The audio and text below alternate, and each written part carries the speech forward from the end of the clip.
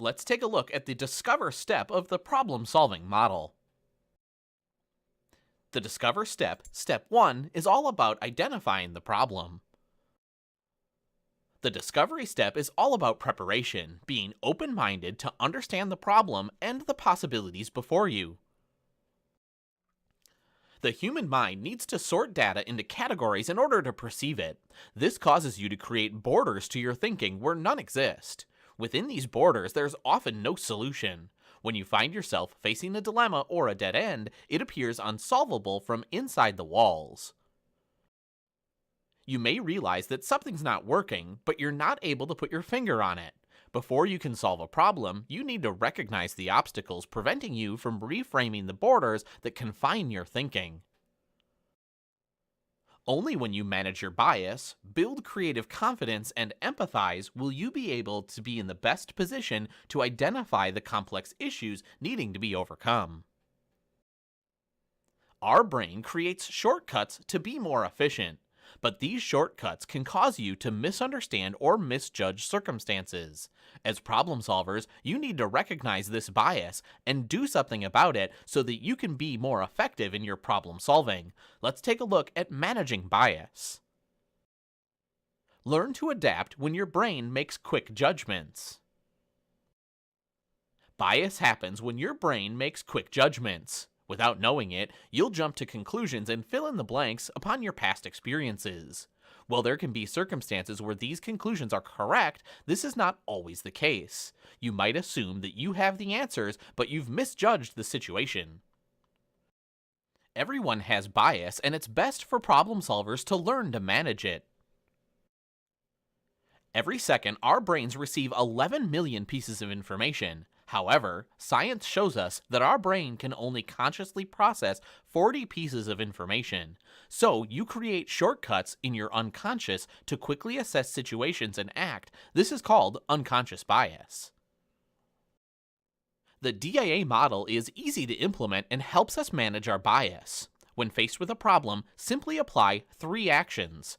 Describe the situation, interpret it from yours and others' perspectives, and adapt with creative behavior. First, describe. We describe the behaviors and actions that we see. Be careful not to let your personal judgment influence what you observe. This is simply what's going on in the situation. For example, he interpreted me rudely can be restated neutrally as he asked me a question before I finished what I was saying. You're describing what happened.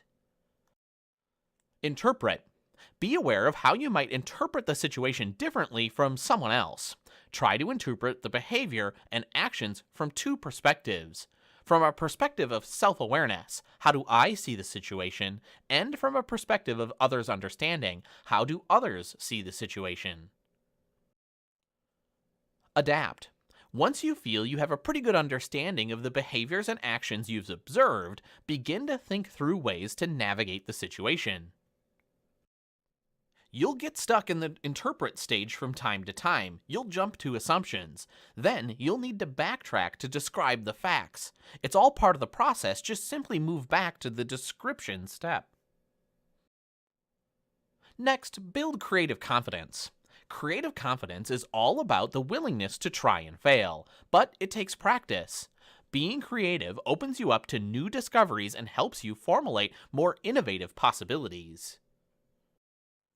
Creative confidence means that you have the courage to take creative risks, the willingness to learn from your mistakes, and the knowledge that all the ideas you create have value. At its core, creative confidence is about believing in your capacity to influence the world around you.